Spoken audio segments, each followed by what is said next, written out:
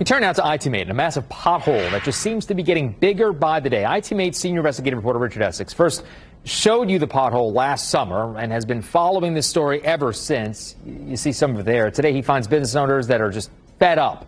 They say they depend on a usable road and say the lack of action by the city threatens to swallow their livelihood. This is the third time since the summer of 2022 that we have shown you this pothole on East Washington Street. Every time we're out here, it gets bigger, wider, and deeper. One time they told me it had already been fixed, and I pulled out my phone. I go, here's video and here's pictures. You're telling me this has been fixed? On June 10th of last summer, 20 tons of gravel was poured into this pothole. The company that paid for the gravel asked that we not disclose their name. The gravel was a last-ditch effort to fill the hole. At the time, there were 3 open service requests for this pothole, and nothing had been completed. The Department of Public Works told me that filling potholes on your own is not a good idea. However, the pothole was swallowing business. Delivery drivers had refused to come down the road out of concern of getting stuck. Charlie Power's company depends on the road, and he had called me for help. I know that's not my place, so I personally would never do that. If it means we can continue to operate and somebody else did it, great.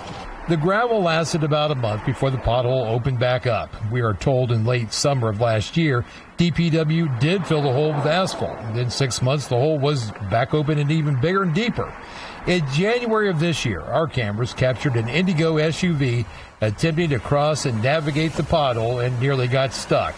At the time, Cindy Powers, who works right down the street, told me that she had reported the pothole to DPW several times, and the department had even opened up a file. A couple weeks later, they close it with no change. They just close the case and move on. Fast forward to today. Drivers that use this road on a daily basis have found a way around the pothole. It is common for eastbound traffic on Washington Street to move to the other lane to avoid this ever-growing pothole. Mike Goebel owns a warehouse on Forest Avenue. He has tenants that are threatening to move out over the condition of the street. I had one tenant say that he could lose a huge portion of his business because the semis, his customers, were refusing to go through that pothole anymore. Goebel has called the city, and he says he's just getting the runaround. I have contacted the Department of DPW, and they are looking into the problem. In Indianapolis, Richard Essex, Wish TV, ITMate.